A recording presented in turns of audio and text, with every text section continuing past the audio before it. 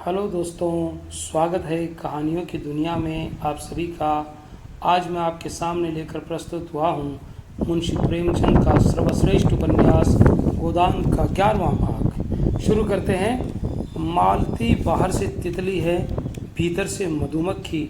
उसके जीवन में हंसी नहीं है, केवल गुड़ खाकर कौन जी सकता है, और जिए भी तो वह कोई सुखी जीवन न होगा।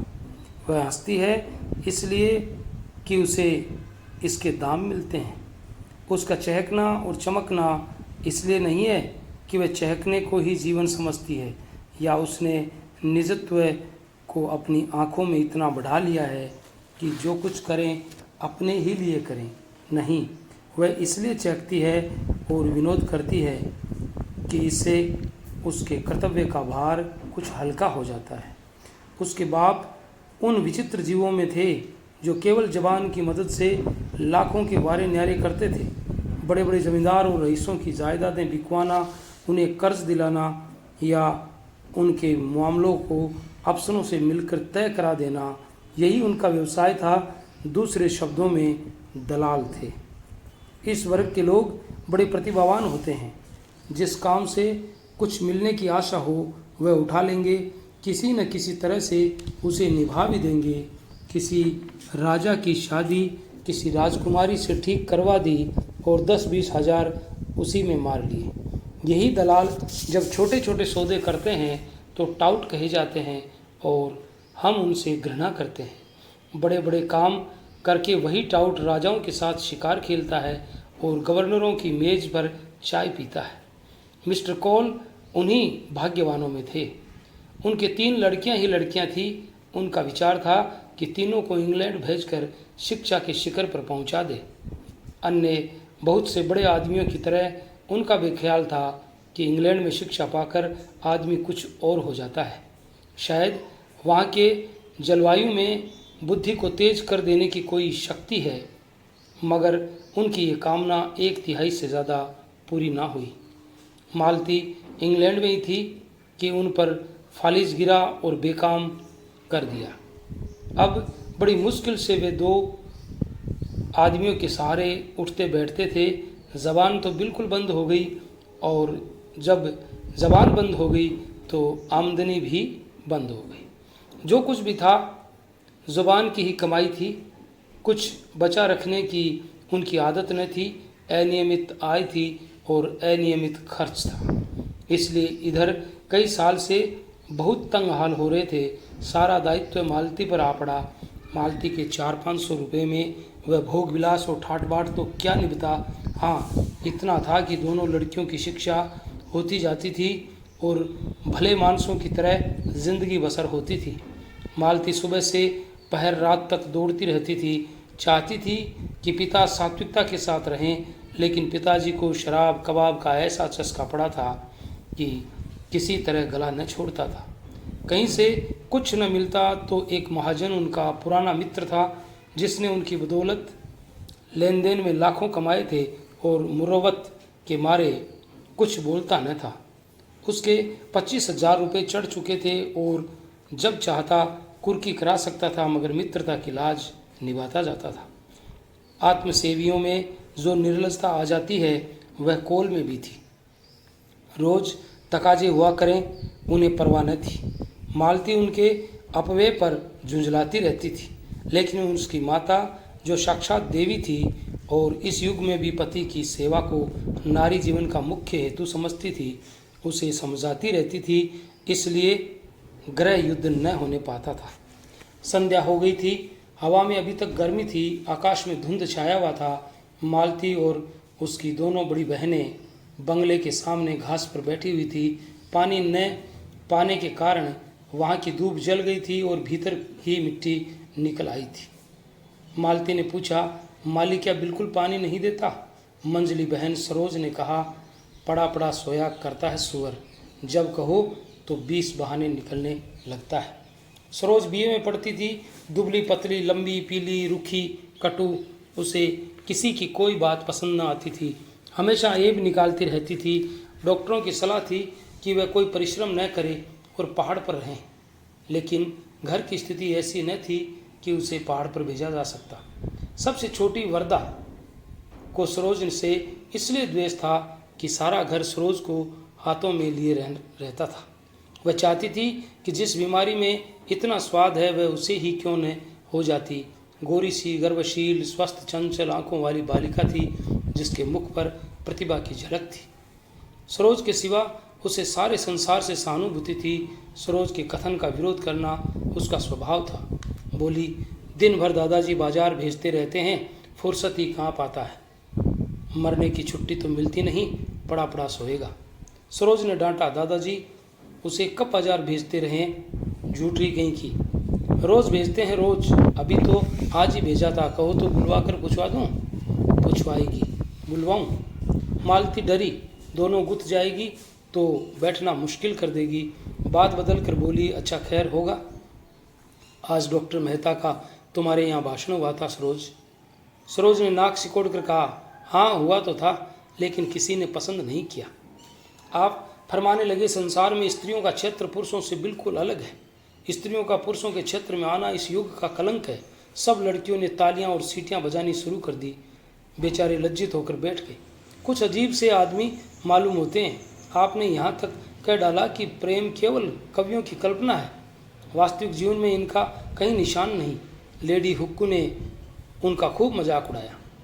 मालती ने कटाक्ष किया, लेडी हुक्कू इस विषय में कुछ बोलने का साहस रखती हैं? तुम्हें डॉक्टर साहब का भाषण आदि से अंत तक सुनना चाहिए था। उन्होंने दिल में लड़कियों को क्या समझा होगा। पूरा भाषण सुनने का सब्र किसे था। वह तो जैसे घाव पर नमक छिड़कते थे। फिर उन्हें बुलाया ही क्यों? आखिर उन्हें औरतों से कोई बैर तो नहीं है।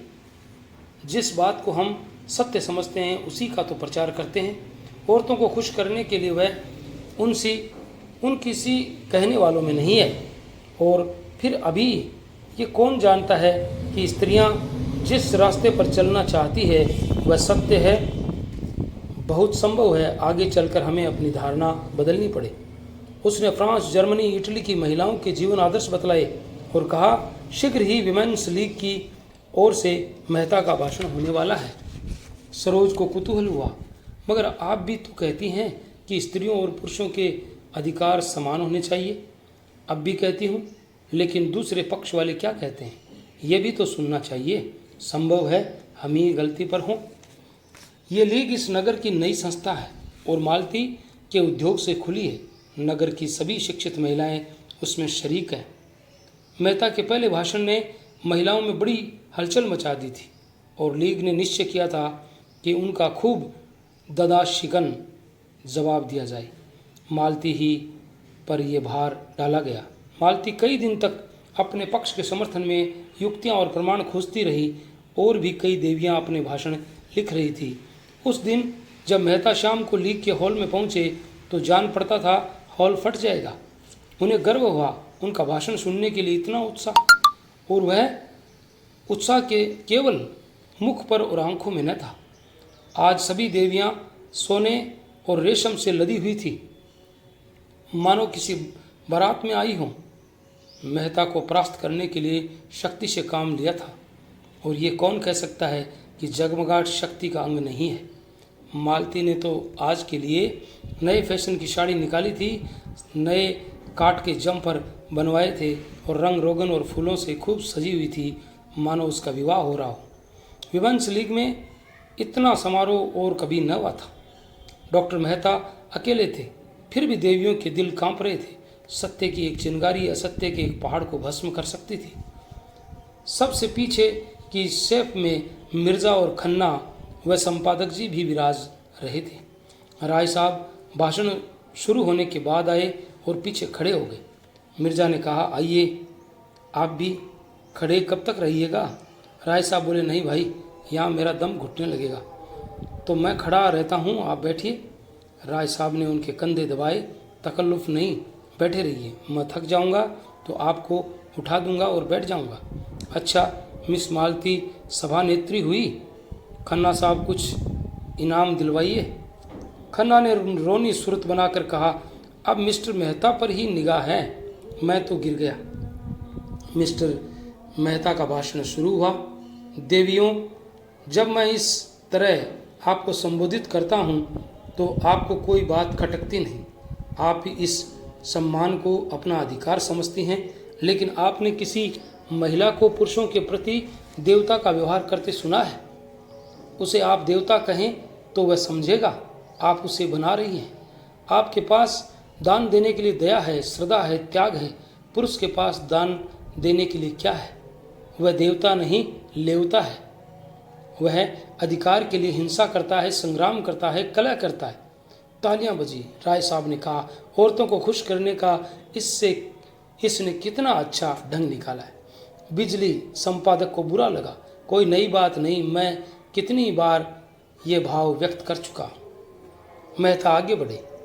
इसलिए जब मैं देखता हूँ हमारी उन्नत विचारों वाली देवियाँ उस दया और श्रद्धा और त्याग के जीवन से असंतुष्ट होकर संग्राम और कलह और हिंसा के जीवन की ओर दौड़ रही हैं और समझ रही हैं कि यही सुख स्वर्ग है, तो मैं उन्हें बधाई नहीं दे सकता।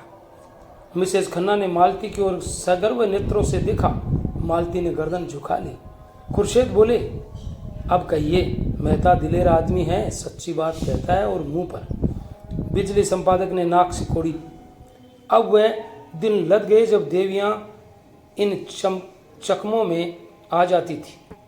उनके अधिकार हड़पते जाओ और कहते जाओ, आप तो देवी हैं, लक्ष्मी हैं, माता हैं।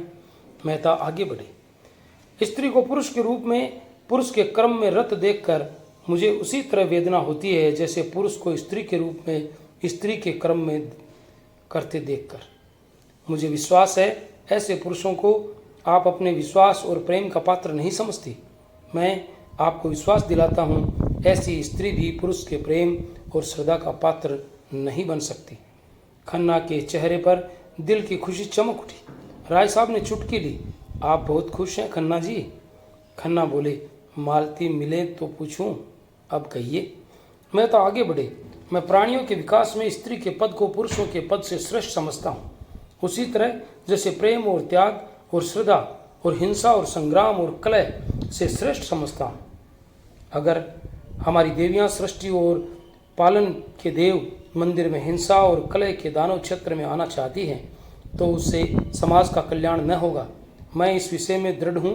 पुरुष ने अपने अभिमान में अपनी कीर्ति को अधिक महत्व दिया। वह अपने भाई का स्वत्व छीनकर और उसका रक्त बहाकर समझने लगा उसने बहुत बड़ी विजय पाई है। जिन शिशुओं को देवियों ने अपने रक्त से सिरजा और पाला, उन्हें बम और मशीन गन और सहस्त्रों टैंकों का शिकार बनाकर वह अपने को विजेता समझता है। और जब हमारी ही माताएं उसके माथे पर केसर का तिलक लगाकर और उसे अपने आशीषों का कवच पहनाकर हिंसा क्षेत्र में भेजती है तो आश्चर्य है कि पुरुष ने विनाश को ही संसार के कल्याण की वस्तु समझा और उसकी हिंसा प्रवृत्ति दिन दिन बढ़ती गई। और आज हम देख रहे हैं कि ये दानवता प्रचंड होकर समस्त संसार को रौंदती, प्राणियों को कुचलती, हरी भरी खेतियों को जलाती और गुलजार बस्तियों को वीरान करती चली जाती है। देवियों, मैं आपसे पूछता हूँ, क्या आप इस दानव लीला में सहयोग देकर इस संग्राम क्षेत्र में उतरकर संसार का कल्याण करेंगी? मैं आपसे विनती करता हूँ, नाश करने वालों को अपना काम करने दीजिए, आप अपने धर्म का पालन कीजिए। खन्ना बोले, मालती की तो गर्दन नहीं उठती। राय साहब ने इन विचारों का समर्थन किया। मेहता कहते तो यथार्थ ही हैं। बिजली संपादक बिगड़े, मगर कोई बात तो नहीं कही। नारी आंदोलन के विरोधी इन्हीं उटपटांग बातों की शरण लिया करते हैं। मैं इसे मानता ही नहीं कि त्याग और प्रेम से संसार में उन्नति की। संसार ने उन्नति की पौरुष से, पराक्रम से, बुद्धिबल से, तेज से। खुर्शीद ने कहा, अच्छा सुनने दीजिएगा या अपनी गाये जाएगा? मेहता का भाषण जारी था।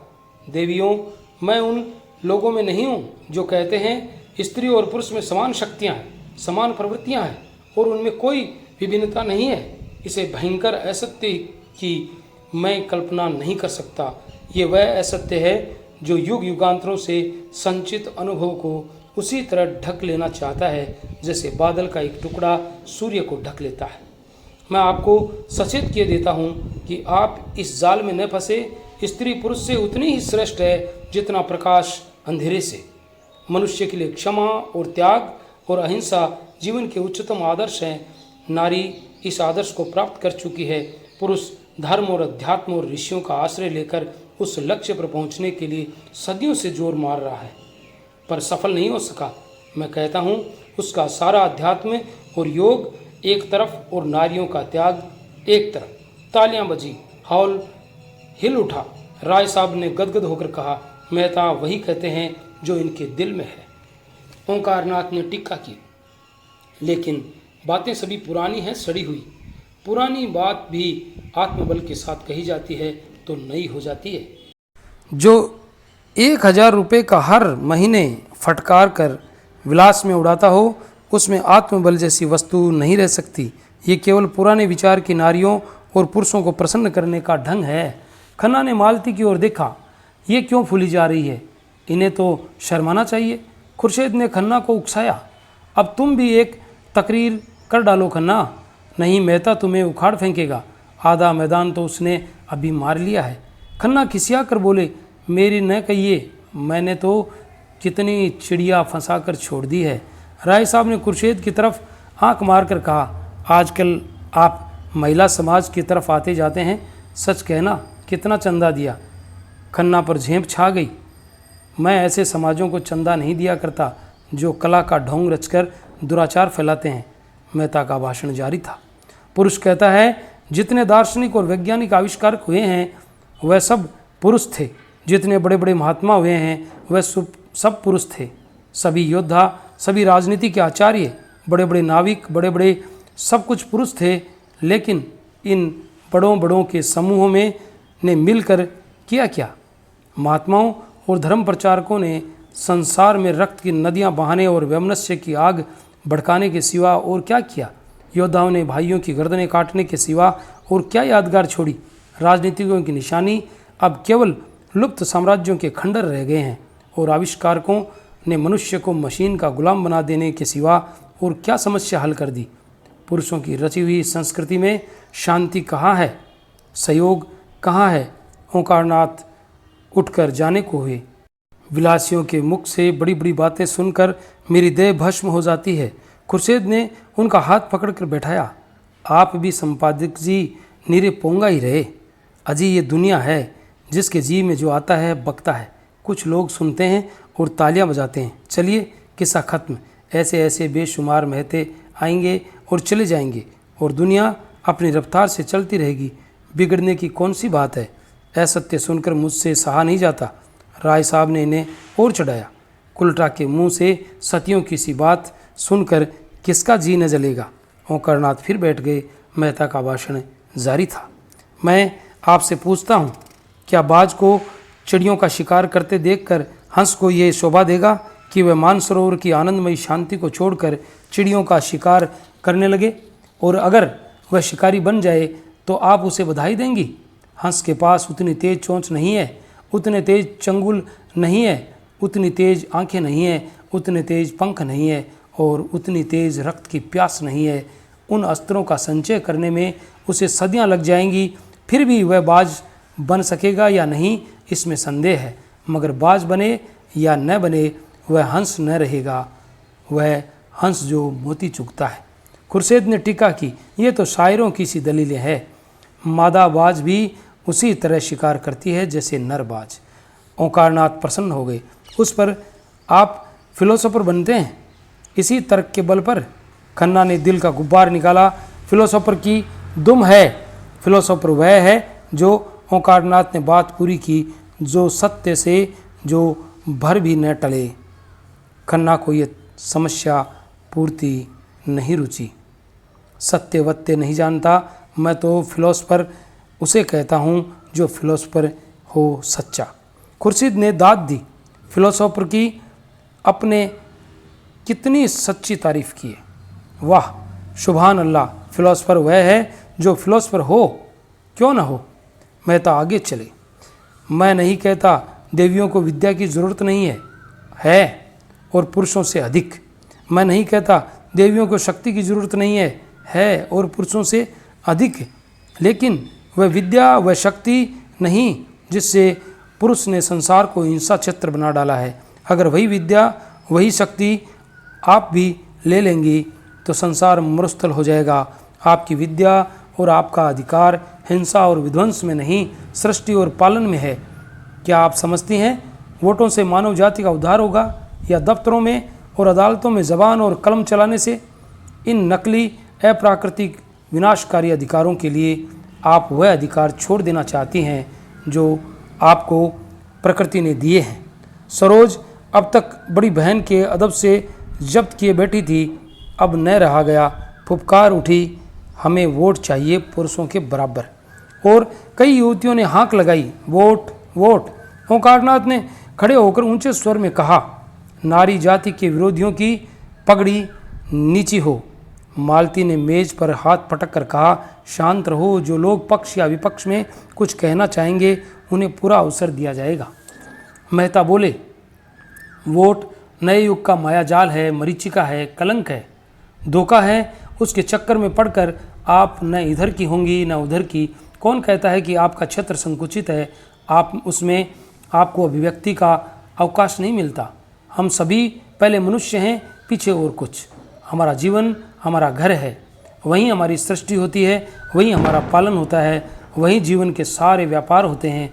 अगर वह क्षेत्र परिमित है तो अपरिमित कौन सा क्षेत्र है? क्या वह संघर्ष जहाँ संगठित अपहरण है? जिस कारखाने में मनुष्य और उसका भाग्य बनता है, उसे छोड़कर आप उन कारखानों में जाना चाहती हैं जहाँ मनुष्य पीसा जाता है, जहाँ उसका रक्त निकाला जाता है। मिर्जा ने टोका, पुरुषों के जुल्म ने ही तो उनमें बगावत की ये स्पिरिट पैदा की है।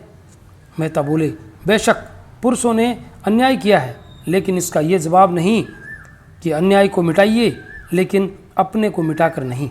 मालती बोली, नारियां इसलिए अधिकार चाहती हैं कि उनका सदुपयोग करें और पुरुषों को उनका दुरुपयोग करने से रोकें। मेहता ने उत्तर दिया, संसार में सबसे बड़े अधिकार सेवा और त्याग से मिलते हैं और वह आपको मिले हुए हैं। उन अधिकारों के सामने वोट कोई चीज़ नहीं।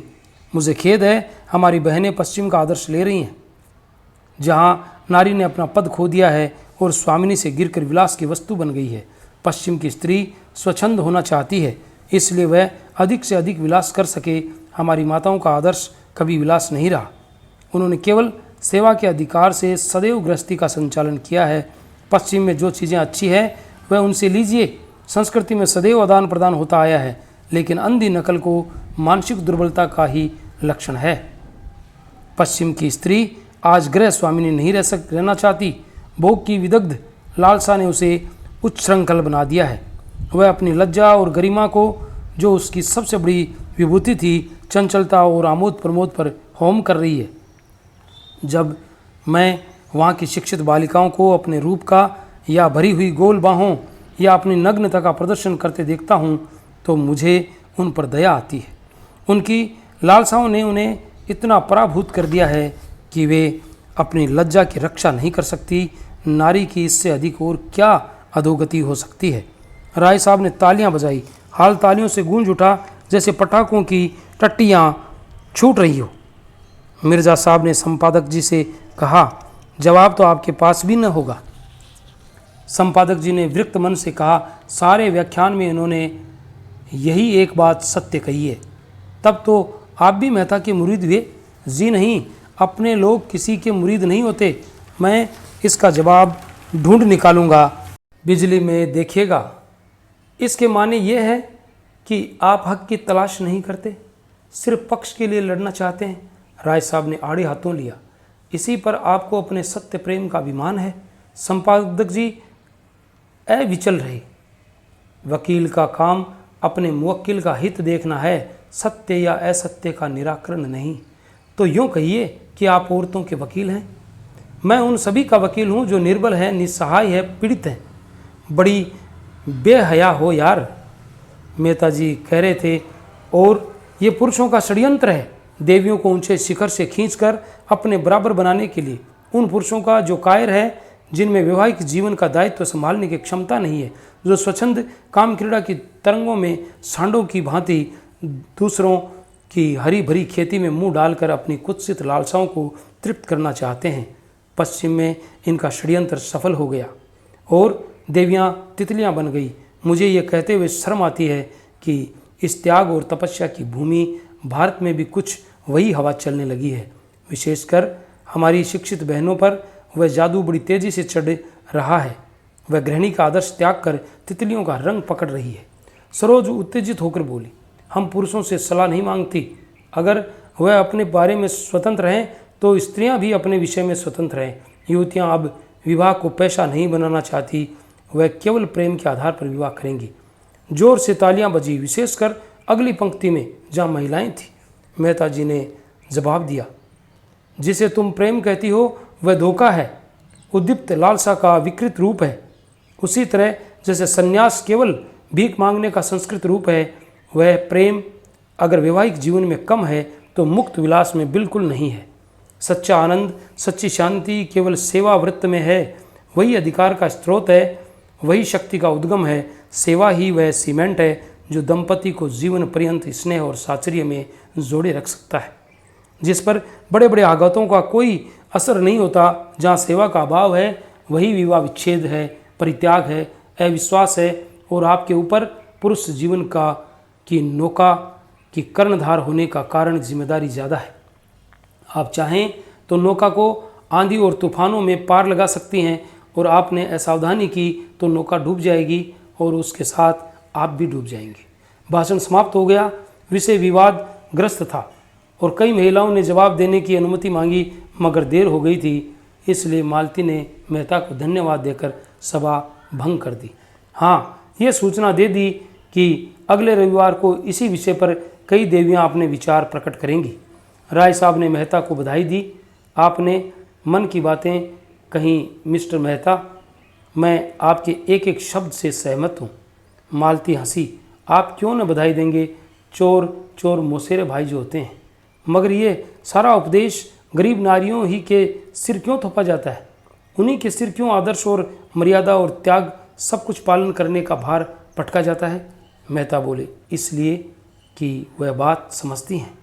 खन्ना ने मालती की ओर अपनी बड़ी बड़ी आँखों को से देखकर मानो उसके मन की बात समझने की चेष्टा करते हुए कहा, डॉक्टर साहब के ये विचार मुझे तो कोई 100 साल पिछड़े हुए मालूम होते हैं। मालती ने कटु होकर पूछा, कौन से विचार? यही सेवा और कर्तव्य आदि। तो आपको ये विचार 100 साल पिछड़े हुए मालूम होते हैं? तो कृपया अपने ताज़े विचार बताइए। दंपति कैसे सुखी रह सकते हैं, इसका ताज़ा नुस्खा आपके पास है? खन्ना खिसिया गए। बात कहीं मालती को खुश करने के लिए वह तिनक उठी। बोले, ये नुस्खा तो मेहता साहब को मालूम होगा। डॉक्टर साहब ने तो बतला दिया और आपके ख्याल से वह 100 साल पुराना है, तो नया नुस्खा आपको बतलाना चाहिए। आपको ज्ञात नहीं कि दुनिया में ऐसी बहुत सी बातें हैं जो कभी पुरानी हो ही नहीं सकती। समाज में इस तरह की समस्याएं हमेशा उठती रहती हैं और हमेशा उठती रहेंगी। मिसेज खन्ना बरामदे में चली गई थी। मेहता ने उनके पास जाकर प्रणाम करते हुए पूछा, मेरे भाषण के विषय में आपकी क्या राय है? मिसेज खन्ना ने आंखें झुकाकर कहा, अच्छा था, बहुत अच्छा, मगर अभी आप अविवाहित हैं। जब भी नारियां देवियां हैं, श्रेष्ठ हैं, कर्णधार हैं, विवाह कर लीजिए तो पूछूंगी। अब नारियां क्या है और विवाह आपको करना पड़ेगा। क्यों? आप विवाह से मुंह चुराने वाले मर्दों को कायर कह चुके हैं। मेहता हंसे, उसी के लिए तो ज़मीन तैयार कर रहा हूँ। मिस मालती से जोड़ा भी अच्छा है। शर्त यही है कि कुछ दिन आपके चरणों में बैठकर आपसे नारी धर्म सीखे। वही स्वार्थी पुरुषों की बात। आपने पुरुष कर्तव्य सीख लिया है। यही सोच रहा हूँ किससे सीखूँ। मिस्टर खन्ना आपको बहुत अच्छी तरह सिखा सकते हैं। मेहता ने कहा मारा, नहीं, मैं पुरुष कर्तव्य भी आपसे ही सीखूँगा। अच्छी बात है, मुझे से सीखिए। पहली बात यही है कि भूल जाइए कि नारी श्रेष्ठ है और सारी जिम्मेदारी उसी पर है। श्रेष्ठ पुरुष है और उसी पर गृहस्थी का सारा भार है। नारी में सेवा और संयम और कर्तव्य सब कुछ वही पैदा कर सकता है। अगर उसमें इन बातों का अभाव है तो नारी में भी अभाव रहेगा। नारियों में आज जो ये विद्रोह है, इसका कारण पुरुष का इन गुणों से शून्य हो जाना है। मिर्ज़ा साहब ने आकर मेहता को गोद में उठा लिया और बोले, मुबारक। मेहता ने प्रसन्न की आंखों से देखा, आपको मेरी तकरीर पसंद आई? तकरीर तो खैर जैसी थी, मगर कामयाब खूब रही। आपने परी को शीशे में उतार लिया। अपनी तकदीर सराहिए कि जिसने आज तक किसी को मुंह नहीं लगाया वह आपका कलमा पढ़ रही है। मिसेस खन्ना दबी जबान में बोली, जब नशा ठहर जाए तो कहिए। मेहता ने विरक्त भाव से कहा, मेरे जैसे किताब के कीड़ों को कौन औरत पसंद करेगी देवी जी, मैं तो पक्का आदर्शवादी हूँ। मिसेस खन्ना ने अपने पति को कार की तरफ जाते देखा तो उधर चली गई। मिर्जा भी बाहर निकल गए। मेहता ने मंच पर से अपनी छड़ी उठाई और बाहर जाना चाहते थे कि मालती ने आकर उनका हाथ पकड़ लिया और आग्रह भरी आंखों से बोली, आप अभी नहीं जा सकते, चलिए पापा से आपकी मुलाकात कराऊं और आज वहीं खाना खाइए। मेहता ने कान पर हाथ रख कर कहा, नहीं, मुझे क्षमा कीजिए, वहाँ सरोज मेरी जान खाएगी, मैं इन लड़कियों से बहुत घबराता हूँ। नहीं नहीं, मैं जिम्मा लेती हूँ जो वह मुंह भी खोले। अच्छा आप चलिए, मैं थोड़ी देर में आऊँगा। जी नहीं, यह न होगा, मेरी कार सरोज को लेकर चल दी, आप मुझे पहुँचाने तो चलेंगे ही। दोनों मेहता की कार में बैठे और कार चली। एक क्षण बाद मेहता ने पूछा, मैंने सुना है खन्ना साहब अपनी बीवी को मारा करते हैं। तब से मुझे इनकी सूरत से नफरत हो गई। जो आदमी इतना निर्दयी हो उसे मैं आदमी नहीं समझता। उस पर आप नारी जाति के बड़े हितैषी करते हैं। तुमने उन्हें कभी समझाया नहीं? मालती उद्विग्न होकर बोली, ताली हमेशा दोनों हाथों से बजती है, ये आप भूल जाते हैं। मैं तो ऐसे किसी कारण की कल्पना ही नहीं कर सकता कि कोई पुरुष अपनी स्त्री को मारे, चाहे स्त्री कितनी ही बदजबान हो। हाँ, कितनी ही। तो आप एक नए किस्म के आदमी हैं। अगर मर्द बदमिजाज है तो तुम्हारी राय में उस मर्द पर हंटरों की बौछार करनी चाहिए। क्यों? स्त्री जितनी क्षमाशील हो सकती है पुरुष नहीं हो सकता। आपने खुद आज ये बात स्वीकार की है। तो औरत की क्षमाशीलता का यही पुरस्कार है। मैं समझता हूँ तुम खन्ना को मुंह लगाकर उसे और भी शय देती हो। तुम्हारा वह जितना आदर करता है, तुमसे उसे जितनी भक्ति है, उसे बल पर तुम बड़ी आसानी से उसे सीधा कर सकती हो, मगर तुम उसकी सफाई देकर स्वयं उस अपराध में शरीक हो जाती हो। मालती उत्तेजित होकर बोली, तुमने इस समय ये प्रसंग व्यर्थ ही छेड़ दिया। मैं किसी की बुराई नहीं करना चाहती, मगर अभी आपने गोविंद देवी को पहचाना नहीं। आपने उनकी भोली भाली शांत मुद्रा देखकर समझ लिया वह देवी है। मैं उन्हें इतना ऊंचा स्थान नहीं देना चाहती। उन्होंने मुझे बदनाम करने का जितना प्रयत्न किया है, मुझ पर जैसे जैसे आघात किए हैं, वह बयान करूं तो आप दंग रह जाएंगे और तब आपको मानना पड़ेगा कि ऐसी औरत के साथ यही व्यवहार होना चाहिए। आखिर उन्हें आपसे इतना द्वेष है, इसका कोई कारण तो होगा। कारण उनसे पूछिए। मुझे किसी के दिल का हाल क्या मालूम? उनसे बिना पूछे भी अनुमान किया जा सकता है, और वह यह है, अगर कोई पुरुष मेरे और मेरी स्त्री के बीच में आने का साहस करे तो मैं उसे गोली मार दूंगा, और उसे न मार सकूंगा तो अपनी छाती में मार लूँगा। इसी तरह अगर मैं किसी स्त्री को अपने और अपनी स्त्री के बीच लाना चाहूँ तो मेरी पत्नी को भी अधिकार है कि वह जो चाहे करे। इस विषय में कोई समझौता नहीं कर सकता। ये अवैज्ञानिक मनोवृत्ति है जो हमने अपने पूर्वजों से पाई है, और आजकल कुछ लोग इसे असभ्य और असामाजिक व्यवहार कहेंगे, लेकिन मैं अभी तक उस मनोवृत्ति पर विजय नहीं पा सका और न पाना चाहता हूँ। इस विषय में मैं कानून की परवाह नहीं करता। मेरे घर में मेरा कानून है। मालती ने तीव्र स्वर में पूछा, लेकिन आपने ये अनुमान कैसे कर लिया कि मैं आपके शब्दों में खन्ना और गोविंदी के बीच आना चाहती हूँ? आप ऐसा अनुमान करके मेरा अपमान कर रहे हैं। मैं खन्ना को अपनी जूतियों की नोक के बराबर भी नहीं समझती। मेहता ने अविश्वास भरे स्वर में कहा, ये आप दिल से नहीं कह रही हैं मिस मालती। क्या आप सारी दुनिया को बेवकूफ़ समझती हैं? जो बात सभी समझ रहे हैं, अगर वही बात मिसेस खन्ना भी समझे तो मैं उन्हें दोष नहीं दे सकता। मालती ने तिनक कर कहा, दुनिया को दूसरों को बदनाम करने में मज़ा आता है और यह उसका स्वभाव है। मैं उसका स्वभाव कैसे बदल दूं? लेकिन ये व्यर्थ का कलंक है। हाँ, मैं इतनी बेमुरवत नहीं हूँ कि खन्ना को अपने पास आते देखकर दुत्कार देती। मेरा काम ही ऐसा है कि मुझे सभी का स्वागत और सत्कार करना पड़ता है। अगर कोई उसका कुछ और अर्थ निकालता है तो वह मालती का गला भरा गया और उसने मुंह फेर कर रुमाल से आंसू पोंछे। फिर 1 मिनट बाद बोली, औरों के साथ तुम भी मुझ पर इसका दुख है, मुझे तुमसे ऐसी आशा न थी। फिर कदाचित उसे अपनी दुर्बलता पर खेद हुआ। वह प्रचंड होकर बोली, आपको मुझ पर आक्षेप करने का कोई अधिकार नहीं है। अगर आप भी उन्हीं मर्दों में है जो किसी स्त्री पुरुष का साथ देखकर उंगली उठाए बिना नहीं रह सकते, तो शौक से उठाइए, मुझे रति भर परवाह नहीं। अगर कोई स्त्री आपके पास बार बार किसी न किसी बहाने से आए, आपको अपना देवता समझे, हर एक बात में आपसे सलाह ले, आपके चरणों के नीचे आंखें बिछाए, आपका इशारा पाते ही आग में कूदने को तैयार हो, तो मैं दावे से कह सकती हूँ आप उसकी उपेक्षा न करेंगे। अगर आप उसे ठुकरा सकते हैं तो आप मनुष्य नहीं हैं। उसके विरुद्ध आप कितने ही तर्क और प्रमाण लाकर रख दें, लेकिन मैं मानूंगी नहीं। मैं तो कहती हूँ उपेक्षा तो दूर रही, ठुकराने की बात ही क्या, आप उस नारी के चरण धो धो कर पिएंगे और बहुत दिन गुजरने के पहले वह आपकी हृदयेश्वरी होगी। मैं आपसे हाथ जोड़कर कहती हूँ, मेरे सामने खन्ना का कभी नाम न लीजिएगा। मेहता ने इस ज्वाला में मानो हाथ सेंकते हुए कहा, शर्त यही है कि मैं खन्ना को आपके साथ न देखूं। मैं मानवता की हत्या नहीं कर सकती। वह आएंगे तो मैं उन्हें दुराऊंगी नहीं। उनसे कहिए अपनी स्त्री के साथ सज्जनता से पेश आए। मैं किसी के निजी मामले में दखल देना उचित नहीं समझती, न मुझे इसका अधिकार है। तो आप किसी की जबान नहीं बंद कर सकती। मालती का बंगला आ गया, कार रुक गई, मालती उतर पड़ी और बिना हाथ मिलाए चली गई।